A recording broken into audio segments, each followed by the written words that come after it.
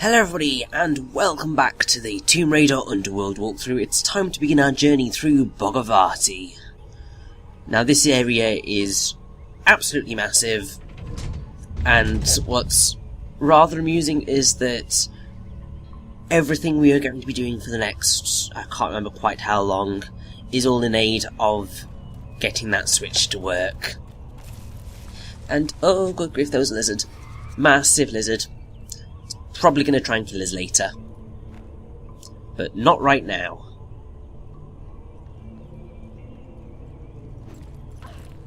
So as we begin our descent into this entire area, I should probably expand on what Lara stated at the end of the last part when she looked at the runes and stuff.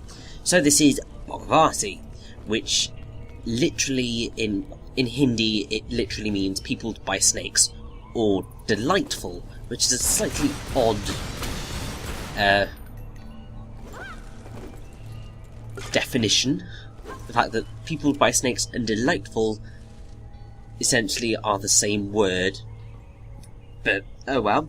It is the subterranean capital of the Nagas in the Nagaloka region of Patala. I will go further into these terms as we go along. It's sometimes also called Putkari, but basically it is part of the Underworld, essentially, in Hindu mythology. And so this is all Hindu mythology, which I'm terrible at, so Wikipedia is my saving grace.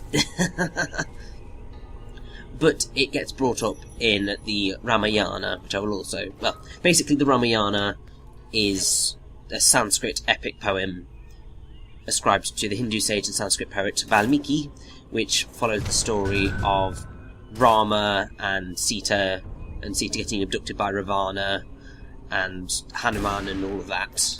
So it's all... pretty sure it's Diwali that is the celebration of that story. But this poem is called the Ramayana. And in the Ramayana, it's kind of stated that next you will see Kunjar Parvat. Here Vishwakarma built a place for Agastya Muni. This place is 1 yojan wide, yojan being a unit, and 10 yojan high. Here there is Bhogavati city, where snakes live. That is why it is impossible for human beings to go there. Here lives the king of snakes, Vasuki Naga. Many terrific snakes guard him. This place is studded in numerous gemstones. Go in this place very carefully and search for Sita. So, that's the origin of that. But I should probably go to what the heck is Patala and stuff. So Patala, which Lara also actually mentioned, is, well, it denotes the 7 lower regions of the universe which are located under the earth.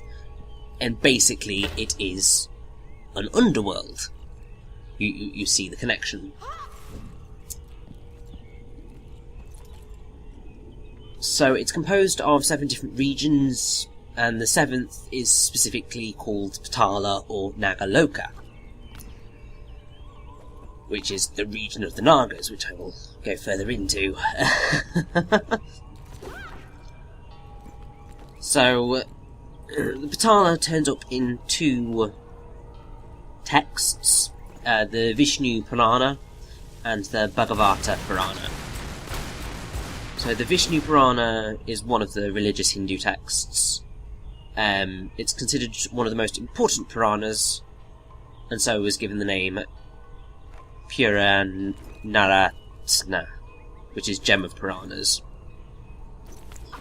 And it includes lots of many well-known stories from the mythology.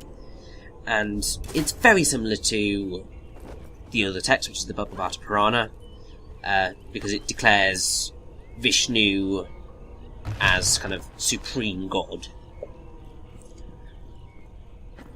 And as I was saying with the Bhogavati Purana, that is basically another of the main texts which focuses on Vishnu. Now, what Lara also stated was that someone called Narada was rather fond of Bhogavati and Patala. Now, Narada is a Vedic sage who plays a prominent role in a number of Hindu texts, most specifically the Ramayana and the Bhagavata Purana. So, at least, that's what the internet is telling me.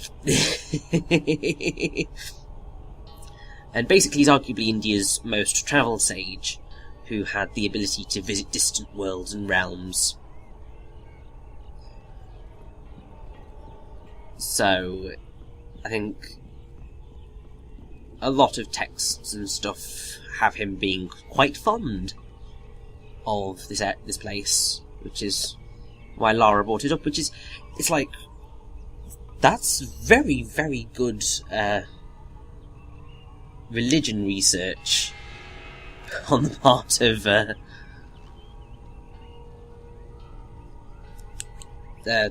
Crystal Dynamics and Toby Gard and Eric Lindstrom. Eric Gard, I don't quite know. I think I'm just smushing everything together. Now, before I go into the Naga, which I will do shortly, that was what we went on that little excursion to do, get switched to work, and now we can grapple down.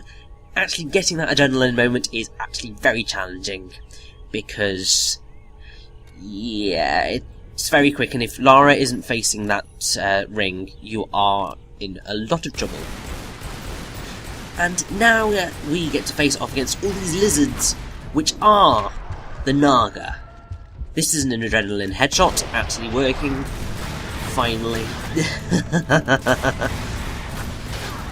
But these enemies are really, really vicious, because they will spring at you, they will spit venom at you, and just in general, they are very, very dangerous. So you've got to be on it.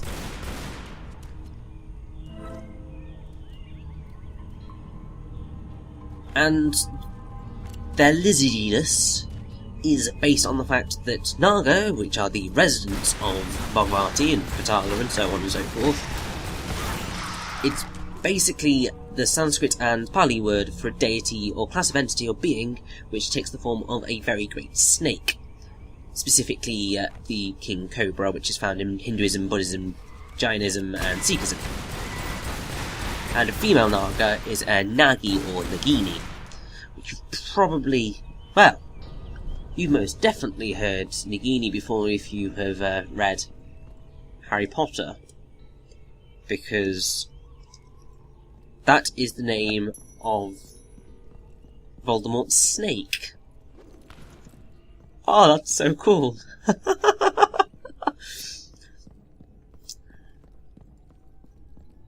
But basically, the gist of the Naga is that they are sort of half human, half snake hybrids.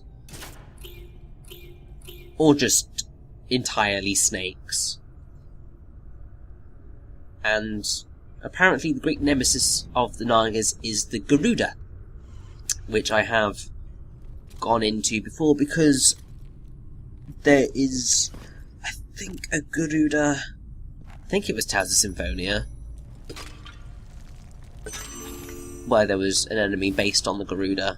Well, actually there was an enemy called Garuda, but I can't quite remember.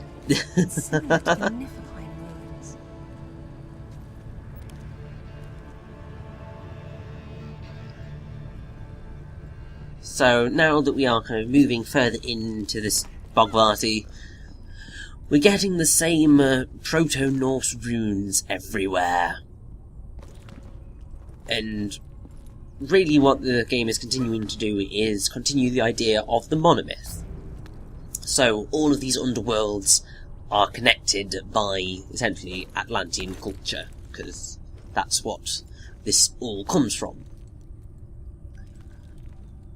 But it's just really cool.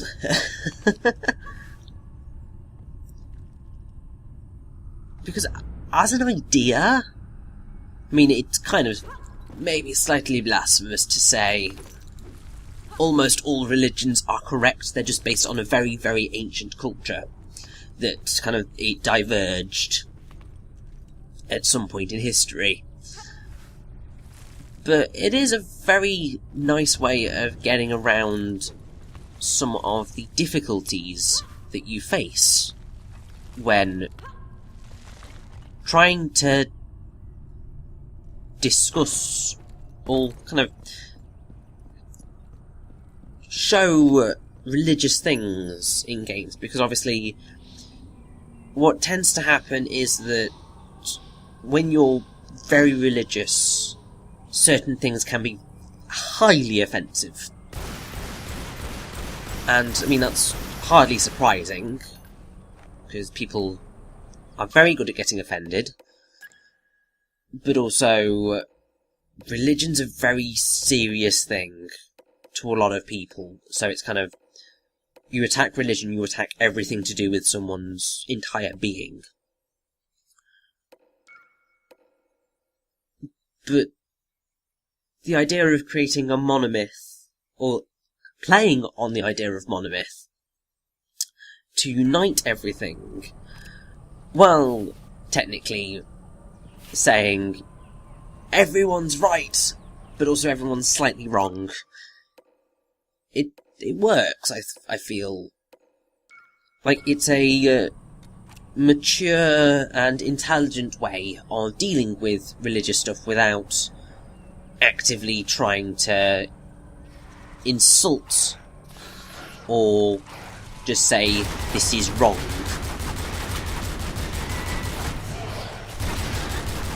I mean, I'd also say it's ever so slightly more mature than the very Japanese thing of creating final bosses where you kill God. That whole thing of free will is, well, it's a very Japanese RPG, Japanese action game thing that's started to appear more so over the past number of years. Whereas here, it's very much, religion is a thing, it's fine. They may very much be based on truth. In fact, here they are based on a sort of truth. It's just that, as with storytelling, as it happens, things get a little bit twisted as you go along. So, like, these Naga lizard things become, in religion, these mythical snake people. And that's kind of cool.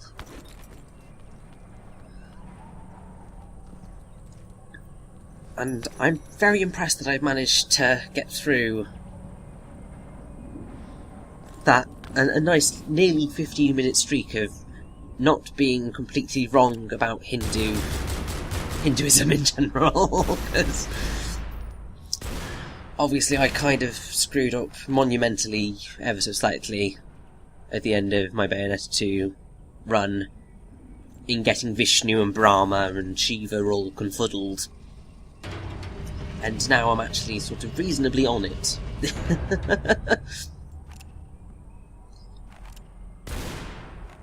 But one thing that I feel I should probably bring up, because you may still be wondering, since I said that Thailand's primary religion is Buddhism, why is there all this Hindu ruins here? And there's actually a very good reason for that, even though Hindus are a very small part of Thailand's the build-up of Thailand is only a very small Hindu population. But it has its roots from Hinduism, basically. So, Thailand in its earliest days was under the rule of the Khmer Empire, which had very strong Hindu roots. So that was 802 to 1431.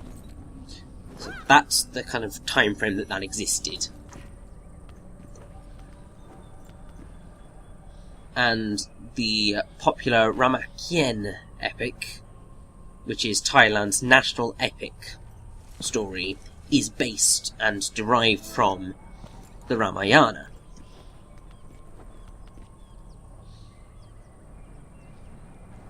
And the former capital of Ayutthaya, which is the capital city of the Ayutthaya province in Thailand, was originally, was named for Ayodhya, the Indian birthplace of the Hindu god Brahma. And even now, there are, Brahmin rituals which are to do with Brahma, still common, including the use of holy string for blessing, pouring of lustral water from conch shells. Hindu deities are worshipped by many Thais despite their official Buddhism, and statues of Ganesh, Indra and Shiva are everywhere. So even though Hindus technically only make up just 0.09% of the population, the very roots of the country are founded in Hinduism, which is why it actually makes sense for these Hindu ruins to be here. And just, that is so cool.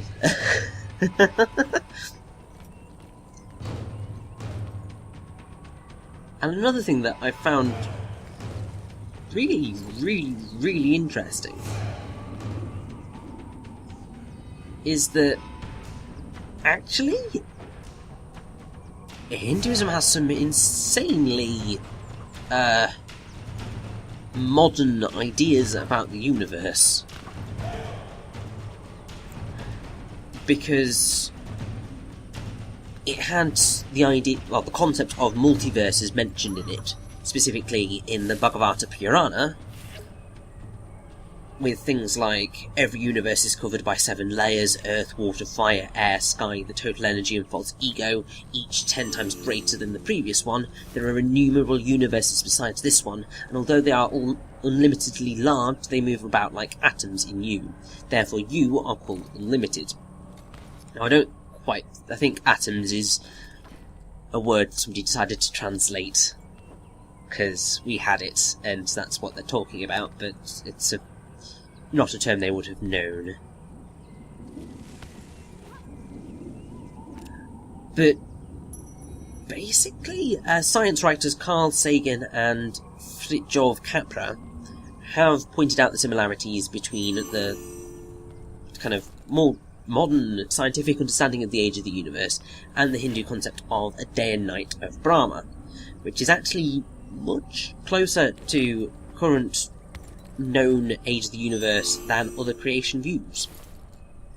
So it posits a view of the universe that is divinely created, not strictly evolutionary, but mostly so, but generally has an ongoing cycle of birth, death and rebirth in the universe.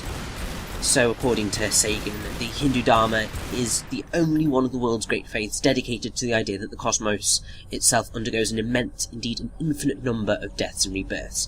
It is the only Dharma in which timescales correspond to those of modern scientific cosmology. Its cycles run from an ordinary day and night to a day and night of Brahma, 8.64 billion years long, longer than the age of the Earth or Sun, and about half the time since the Big Bang. So Hinduism's on it with regards to being somewhat scientifically correct, which is absolutely mind-boggling. Because Hinduism also has some of the most unbelievable things in it, like I think it's Ganesh, who's the elephant god, and Shiva with multiple arms is how he's generally presented to people in statues and art and stuff.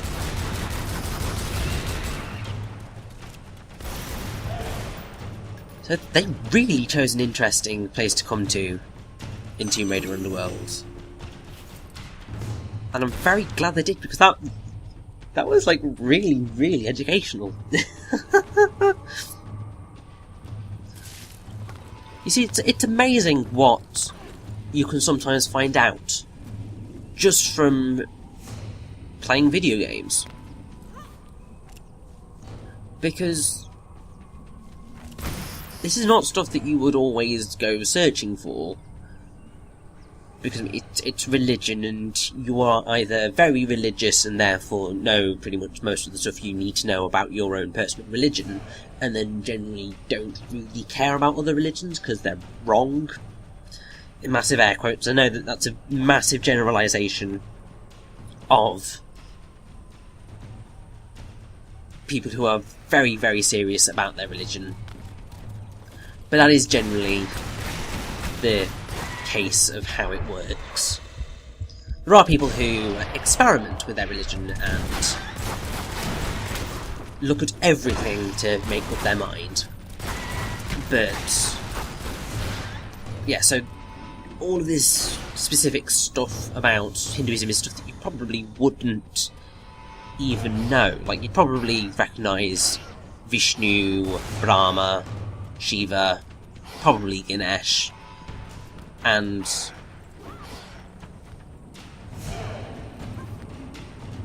the story of Rama and Sita, because that's a very common story to get told.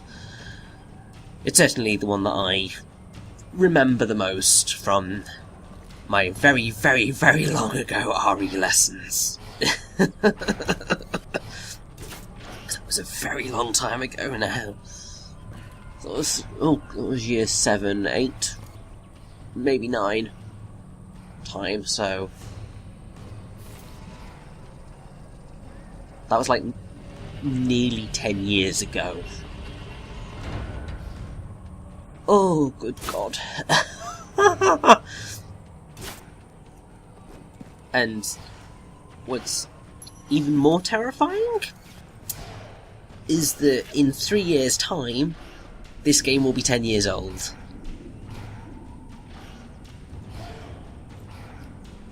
Well, next year, the Wii and the 360 will be pretty much 10 years old as well.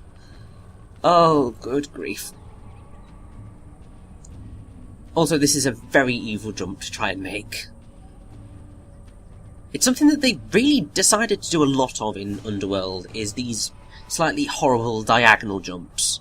You always had pretty much kind of straight on jumps in Tomb Raider Anniversary and Tomb Raider Legend, but here they decided we're going to challenge you by throwing diagonals at you.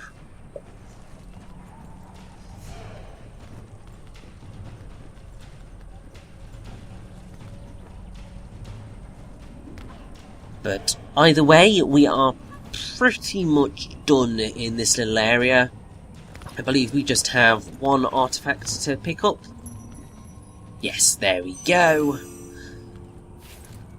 And then it is time to exit here, so let's do that. I did have a slight mess up when I was on my way out and went on a massive detour, but I'm ending the part about here so you don't have to see that hideous diversion.